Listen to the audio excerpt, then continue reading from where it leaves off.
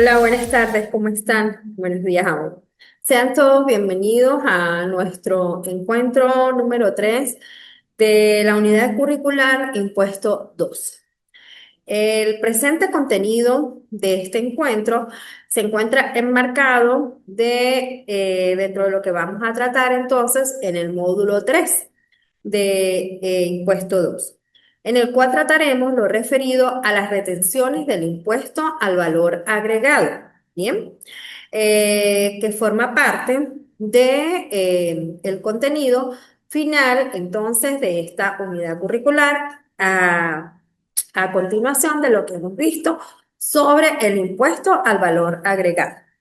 Iniciando así, es importante entonces recordar que la base legal mediante la cual se manejan las retenciones del impuesto al valor agregado actualmente se constituye por la Providencia Administrativa número 0049, publicada el 14 de julio del año 2015.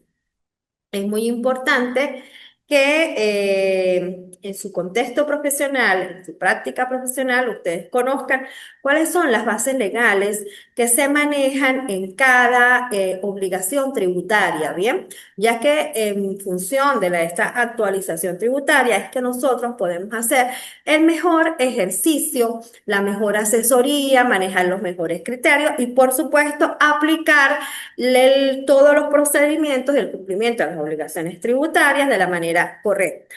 Entonces, en materia de IVA, vamos a analizar el contenido de esa Providencia 0049 para contratar lo concerniente a las retenciones del impuesto al valor agregado.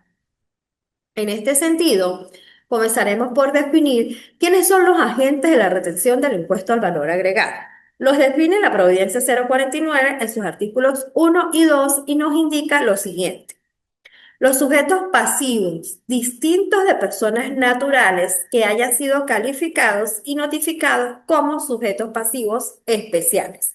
Entonces recordamos nosotros que cuando la Administración Tributaria Nacional, es decir, Servicio Nacional Integrado de Administración Aduanera y Tributaria, CENIA, notifica a un sujeto pasivo como sujeto pasivo especial, es importante entonces de una vez conocer que al ser calificado como sujeto pasivo especial adquiere de manera inmediata el carácter de agente de retención de impuesto al valor agregado, siempre y cuando ese sujeto pasivo especial sea diferente a una persona natural.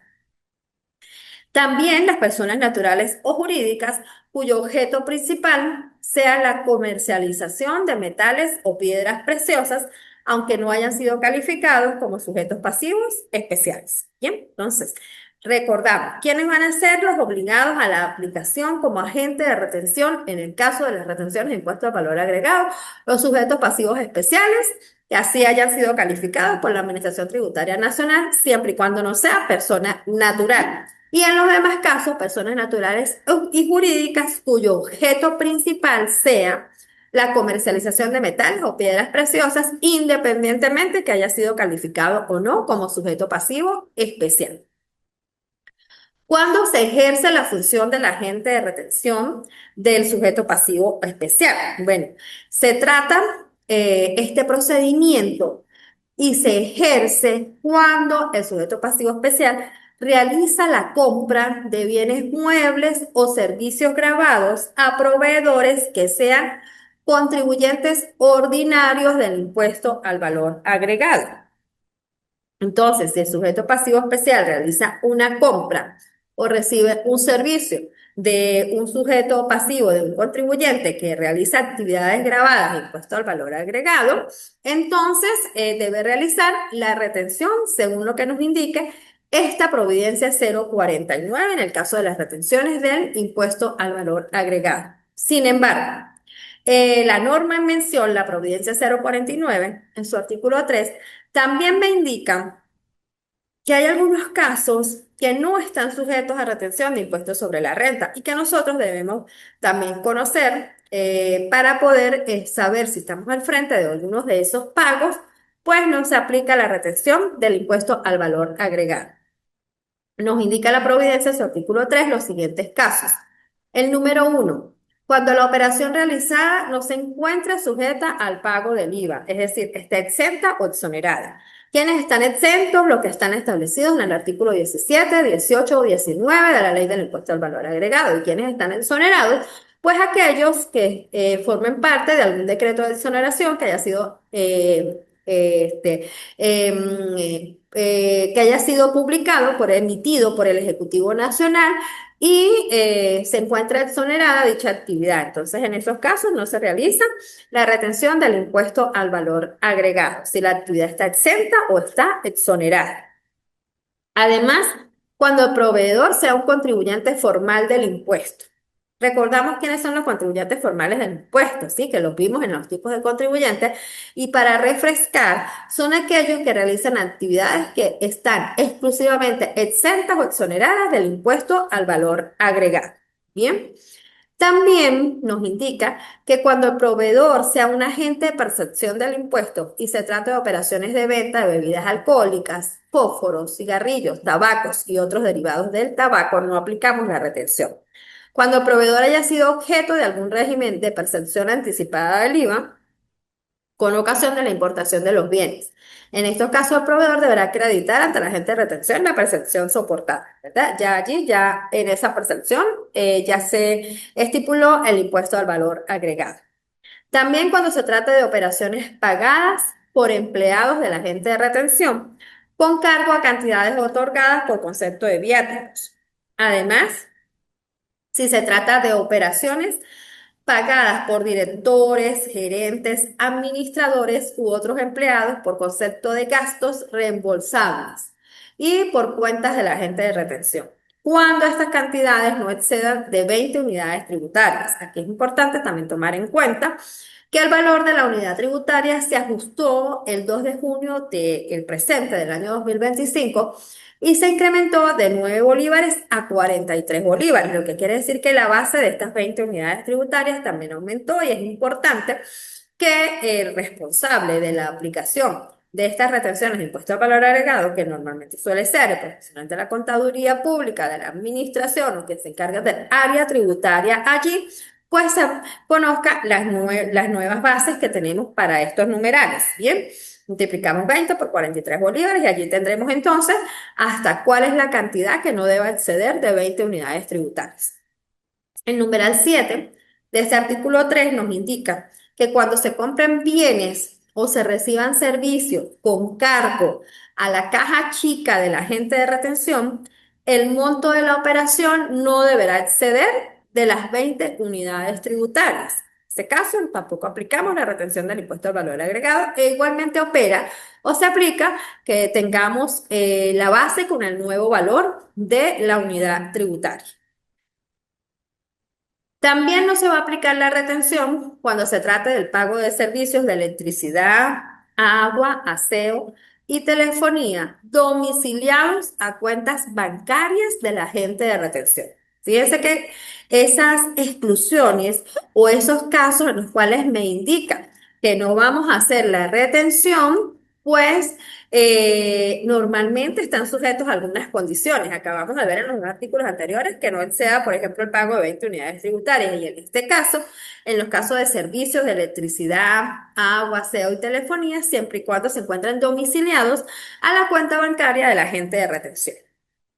Tampoco se efectúa la retención si el proveedor estuviese inscrito en el Registro Nacional de Exportadores y haya efectuado durante los últimos 6 meses solicitudes de recuperación de créditos fiscales con ocasión de su actividad de exportación, que es un proceso que se hace internamente en la administración tributaria. Pero entonces, si el proveedor está inmerso en alguno de estos procedimientos, pues el artículo 3 nos indica que en esos casos no hacemos la retención del impuesto al valor agregado. El numeral 10 al respecto nos menciona que cuando el total de las ventas de bienes o prestaciones de servicios exentas o exoneradas del proveedor represente un porcentaje superior al 50% del total de sus operaciones de la venta o de prestación de servicios durante el ejercicio fiscal anterior. Y en el caso del numeral 2 del artículo 3, cuando el proveedor sea un contribuyente formal del IVA, el agente de retención deberá consultar el Registro Único de Información Fiscal a través del portal fiscal. Entonces es importante aquí que hagamos la consulta de RIF, ¿bien? en la página, en el portal fiscal, para que así nosotros podamos pues tener la certeza de que es un contribuyente como tal, marcado como contribuyente formal en el sistema de la Administración Tributaria Nacional. Tampoco hacemos la retención del impuesto al valor agregado, según el artículo 3, el numeral 12, finalizando ese artículo en los casos establecidos en los numerales 9 y 10, los proveedores exportadores y los proveedores con más del 50% de ventas exentas o exoneradas, también el agente de retención deberá consultar el listado de contribuyentes excluidos del régimen de retenciones a través del portal fiscal. Por lo cual, pues siempre es importante que nosotros manejemos la consulta de RIF dentro de ese portal fiscal para ver exactamente cuál es la condición en la cual se encuentra ese contribuyente en el portal fiscal, si está exento, si está exonerado o si se encuentra en el listado de contribuyentes excluidos del régimen de retenciones del impuesto al valor agregado. Entonces, en líneas generales, recordamos que tenemos dentro de los basamentos legales, por supuesto, además de la Providencia 049, el Código Orgánico Tributario como norma rectora, ¿verdad? Nos encontramos, por supuesto, la Ley del Impuesto al Valor Agregado, el Reglamento General de la Ley del Impuesto al Valor Agregado y la Providencia 049, que específicamente nos define los procedimientos y deberes en materia de retenciones de impuesto al valor agregado. Acá en la pantalla nosotros podemos ubicar, por ejemplo, donde vamos a ver el listado de excluidos del régimen de retenciones de IVA en las pantallas que nos presenta el portal fiscal de la Administración Tributaria Nacional, bien, del CENIA. Entonces también, en líneas generales, ¿cuándo la vamos a aplicar? Bueno, cuando el contribuyente especial compra o recibe servicio de un contribuyente del impuesto al valor agregado. Debe retener el IVA en el porcentaje que le vaya a pagar a esos proveedores. Del monto del IVA le va a retener normalmente el monto que me indica, el porcentaje que me indica el artículo 4 de su Providencia 049. ¿Cuáles serían los montos a retener según lo que me establece la norma? Bueno, tenemos que ver dos aspectos importantes. Normalmente se retiene el 75% del impuesto reflejado en la factura. Es decir, ¿cuál es el impuesto reflejado en la factura? El débito fiscal, ¿bien?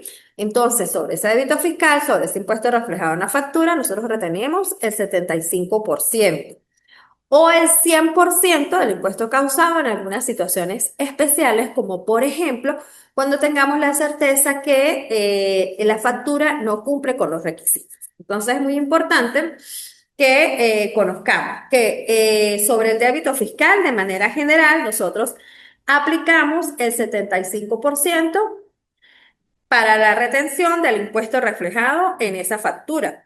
Y si no, el 100% del impuesto causado en algunas situaciones especiales. ¿Cuáles pudieran ser esas situaciones fiscales, esas situaciones especiales? Por ejemplo, cuando nos damos cuenta que no está discriminado el monto del IVA en la factura, es decir, no me separaron la base imponible, el monto del IVA y el total de la factura. Entonces, si no está discriminado, lo aplicamos sobre el 100% del impuesto causado, ¿bien? O cuando la factura no cumple con los requisitos. Ya ahorita, podemos nosotros saber que para que nosotros conozcamos si la factura cumple o no con los requisitos, debe tener todos los requisitos y formalidades que especifica en principio la norma general en emisión de facturas y documentos equivalentes, que es la Providencia 0071, publicada el 8 de noviembre del año 2011. Bien, en sus artículos 13, por 14, 15 y 16. En el artículo 13 me dice todos los requisitos y formalidades que me deben cumplir las facturas por medios de emisión de formato y forma libre. En el artículo 14, por medio de emisión de máquina fiscal. Entonces, si nosotros en función de aplicar las retenciones del impuesto al valor agregado, observamos que la factura no cumple con los requisitos y las formalidades, la retención a aplicar será del 100% del impuesto causado. Bien. Y además, pues, también depende de la revisión de la consulta en el portal fiscal. Cuando usted consulta el RIF de ese contribuyente y está sujeto a una retención del 100%, pues debe aplicar entonces el 100% sobre el impuesto causado sobre esa factura. Bien, entonces es muy importante que estemos al tanto de las situaciones generales y aplicamos el 75% sobre el débito fiscal, es decir, sobre el impuesto que se refleja en esa factura de compra. Y si no, en las situaciones especiales que acabamos de mencionar, el 100% del impuesto causado en una factura. Acá tenemos los casos que acabamos de mencionar. Entonces, cuando se desprende de la consulta del portal fiscal que el proveedor de bienes o prestador de servicios está sujeto a la retención del 100% o cuando el proveedor no está inscrito en el Registro Único de Información Fiscal. Cuando se trata de las operaciones mencionadas en el artículo 2 que acabamos de leer, que son comercializadores de metales y piedras preciosas, también están sujetos a una retención del 100%. Un ejemplo práctico de manera sencilla, directa, como lo aplicaríamos, sería si el subtotal de la factura, es decir, la base imponible es de 10.000 bolívares, por ejemplo, la alícuota que se aplicó del IVA es la alícuota general del 16% para un impuesto de 1.600 y un total de factura de 11.600.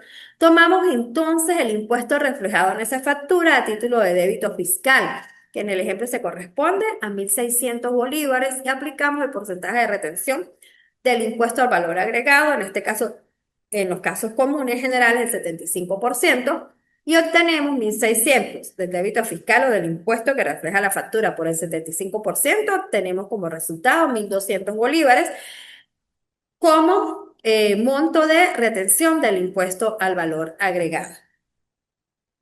¿Cuándo debemos aplicar la retención? Nos indica el artículo 13 de la norma en mención de la Providencia 049 que al momento del pago o abono en cuenta, lo que ocurra primero. Y aquí sí es importante que nosotros entonces recordemos un poco de qué se trata el pago o el abono en cuenta. Siendo importante mencionar que, por ejemplo, por pago, es la extinción total o parcial de una obligación previamente contraída, ¿bien? Mediante la entrega o la prestación de lo que se debe. Entonces, al pago extinguimos de manera total o parcial esa obligación. Pero a su vez, el abono en cuenta contable se considera el reconocimiento o aceptación en la contabilidad de una obligación a favor de terceros. Entonces, esto es la contabilización del gasto o pasivo para su posterior pago al proveedor del bien o del servicio prestado. Entonces, vamos a decir que cuando hacemos nosotros el reconocimiento o aceptación en la contabilidad de esa operación, estamos frente al abono en cuenta. Entonces, ¿cuándo vamos a aplicar la retención? Lo que ocurra primero, al momento del pago o el abono en cuenta, según el artículo 13 de la Providencia 042. Igualmente, el impuesto retenido debe enterarse en su totalidad y sin deducciones de acuerdo al calendario de declaraciones y pagos de los sujetos pasivos calificados como especiales. Es importante recordar que los sujetos pasivos calificados como especiales para el cumplimiento y fechas de vencimiento de sus obligaciones tributarias deben regirse por un calendario que se publica todos los años en una gaceta oficial y que establece las fechas tope de pago o de vencimiento de las obligaciones tributarias de un sujeto pasivo calificado como especial, que se maneja de acuerdo a su último dígito de RIF y que me establece en ese calendario los diferentes impuestos que deben cumplirse y además, en el caso de las retenciones del impuesto al valor agregado, que recordamos que para los sujetos pasivos especiales, que son quienes les aplican, tienen un periodo quincenal, ¿bien? Entonces, ¿qué debe hacer el contador público? ¿Qué debe hacer el administrador? ¿Qué debe hacer ese responsable del área tributaria?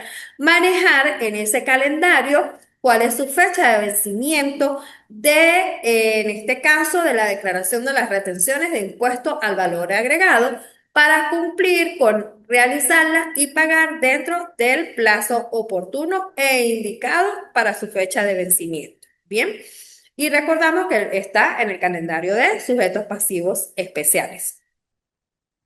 La emisión del comprobante de retención. El agente de retención del impuesto al valor agregado debe cumplir con emitir un comprobante de retención que cumpla con los requisitos que nos establece el artículo 16 de esta providencia y nos especifica los siguientes requisitos.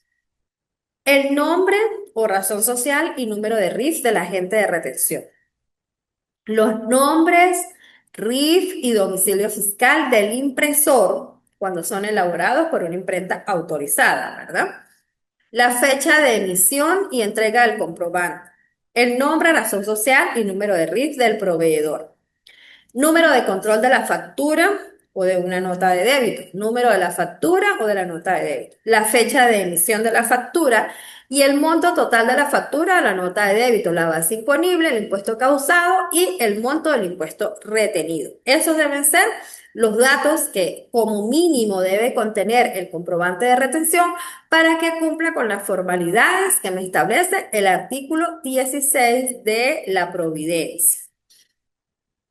¿Qué sucede si no hay retención en la quincena? Bueno, si no hay retención en una quincena porque no se hicieron las compras en esa determinada quincena, por ejemplo, y no hubo objeto de retención, entonces el contribuyente deberá transmitir la declaración informativa colocando los datos en las columnas del RIF del agente de retención y el periodo impositivo. Los demás campos debe completarlos con un cero, pero debe presentarse siempre, así no tenga ningún concepto de pago que haya estado sujeto a una retención de impuesto al valor agregado. Y debo presentarla en el plazo oportuno que me indica el calendario de sujetos pasivos especiales. Entonces es muy importante que se haga ese archivo de esa declaración, se presente dentro del plazo oportuno y nos indica que solamente llevará, en el caso que sea en cero, el RIF del agente de retención y y los datos correspondientes al periodo impositivo o periodo al cual corresponde dichas retenciones de IVA. ¿Cómo hacemos la declaración de las retenciones de IVA? Bueno, estas retenciones de IVA es importante también conocer qué es el llamado archivo TXT. Bien, TXT, en el cual nosotros armamos ese archivo para poderlo transmitir a través del portal fiscal y obtener el compromiso de pago de esa retención de impuesto al valor agregado de manera quincenal. La elaboración de una relación en Excel con los datos de los comprobantes de retención emitidos. Se hace la conversión de esa relación a un archivo con formato TXT, bien, que son las plataformas tecnológicas que debemos adaptar para este formato. La transmisión electrónica de dicho archivo mediante el portal del CENIE. Entonces, en líneas generales es muy importante que si usted es el contador público, el asesor, el encargado de la parte tributaria, responsable del manejo de las obligaciones tributarias, en este caso de un sujeto pasivo especial, debes conocer que al momento que se califica como sujeto pasivo especial, adquiere el agente de retención de IVA. Bien, y que se aplica cada vez que realiza las compras a otro contribuyente ordinario del impuesto al valor agregado, que además los porcentajes de retención aplicables pueden ser un 75% o un 100% en algunas situaciones especiales que se hace a través de un archivo TXT que se presenta igualmente si no hubo ningún monto de compra sujeto a retención de IVA en cero, pero que debe hacerse cumpliendo con la fecha que me indica el calendario de obligaciones tributarias de sujetos pasivos especiales y que además debe emitirse al finalizar la operación un comprobante de retención con todos los datos que me indica el artículo 16 de la Providencia 041. Bien, entonces es muy importante que ustedes tomen en cuenta toda esta información para efectos de las retenciones del impuesto al valor agregado. Como punto final de este contenido de unidad curricular y en materia de actualización tributaria, que todos los profesionales de la contaduría pública debemos manejar para poder ser orientadores, asesores, emitir los criterios con propiedad, tenemos que conocer las bases legales vigentes y los aspectos que hayan surgido en materia de actualización tributaria. Por eso, pues quiero aportar en este encuentro una parte de finalización de la unidad curricular que se refiere a una figura que está muy en boga, que hemos tocado últimamente en todos los campos de la dinámica económica nacional y en la cual hemos escuchado bastante hablar, de la cual debemos conocer porque han tenido bastante auge, pero que nosotros en función de la contaduría pública debemos conocer y manejar. Por eso, como punto final, nosotros vamos a manejar algunos aspectos que se refieren a los emprendedores. Bien, todos hemos oído de la nueva figura de los emprendimientos, pero es importante conocer para tener con certeza cuáles son las obligaciones de estos emprendedores desde el punto de vista tributario. Bien, en lo que a las obligaciones tributarias se refiere. En principio, en materia de emprendimientos, tenemos como bases legales, por supuesto, desde la Constitución de la República Bolivariana de Venezuela, el Código Orgánico Tributario, y la Ley Especial del Fomento y Desarrollo de Nuevos Emprendimientos, que se publicó en el año 2021 y sufrió una modificación o reforma el 16 de septiembre del año 2024. Bien, es importante entonces que ustedes manejen esas bases legales a efectos de poder conocer sobre la figura de los emprendimientos. Desde el punto de vista tributario, el artículo 10 de esta ley especial para el fomento y desarrollo de nuevos emprendimientos nos indica que el Ejecutivo Nacional implementará fórmulas que faciliten el pago de los impuestos nacionales por parte de los nuevos emprendimientos. Asimismo, podrá exonerar total o parcialmente del pago de los impuestos directos a los emprendimientos que cumplan con los requisitos establecidos en la ley y que no superen en sus ventas anuales el equivalente a 10.000 veces el tipo de cambio oficial de la moneda de mayor valor publicado por el Banco Central de Venezuela. ¿Por qué es importante iniciar esta figura de los emprendimientos, hacer mención al artículo 10 de su ley especial? Porque si ustedes pueden observar y leer detenidamente, se trata de que el Ejecutivo Nacional podrá exonerar total o parcialmente del pago de los impuestos directos a los emprendimientos. Aquí tenemos que hacer la primera afirmación y saber que en el campo de los emprendimientos no hay en este momento exenciones o exoneraciones de los impuestos para ellos, que de acuerdo a la norma, de acuerdo a las opiniones, dictámenes que ha emitido también la Administración Tributaria Nacional, los emprendedores son objeto del cumplimiento de todas las obligaciones tributarias, ¿bien? Que sí gozan de algunos beneficios, claro, algunos beneficios como vamos a ver más adelante, que es un registro especial en Emprende Juntos para obtener un certificado de emprendimiento, que es lo que en este momento pues se les permite en lugar de tener un registro mercantil. Bien, y algunas otras exoneraciones de las cuales gozan al momento de la inscripción en algunos entes parafiscales, pero en nuestro punto de vista tributario de los impuestos directos, la acotación especial está en que ustedes tengan el conocimiento que todos deben cumplir para esta fecha, para el momento, todas las obligaciones de los impuestos, impuestos sobre la renta, impuesto al valor agregado, las retenciones, incluso desde el punto de vista municipal, por ejemplo, con el de la actividad económica. Entonces, es muy importante tener el criterio y poder expresar y poder manejar la información que las figuras de los emprendimientos deben cumplir con los impuestos en materia de tributos nacionales. Existía alguna exoneración en el caso del decreto de la contribución especial de las protecciones de las pensiones de seguridad social, pero estuvo vigente por un año y venció el 16 de mayo del año 2024. Dentro de la reforma de la ley de los emprendimientos que se hizo en el año 2024, podemos resaltar que esas reformas están fundadas principalmente en lo siguiente. Nos amplió el concepto de emprendimiento como idea puesta en marcha, ¿verdad? Que es un emprendedor, una emprendedora, incluso que es el ecosistema que está formado por toda la comunidad de los emprendedores. Además, el Plan Nacional de Formación Permanente para los mismos y, por supuesto, la modificación más importante vino dada por la extensión en el plazo de ese registro de emprendimiento que aumentó de 2 a 3 años. Bien, también es importante que lo manejen en materia de actualización tributaria. Por último, acá tenemos el fundamento de la opinión de la Gerencia General de Servicios Jurídicos, en la cual dictamina el 7 de agosto del 2023 que es el ente que se encarga de aclarar las situaciones, las inquietudes en materia tributaria en la Administración Tributaria Nacional, en el CENIAM, y concluye de manera muy importante resaltar que los nuevos emprendedores contribuyentes, al verificarse el hecho imponible que regula el tributo, están obligados al pago de los impuestos directos e indirectos. ¿Cuál es el impuesto directo por excelencia? El impuesto sobre la renta.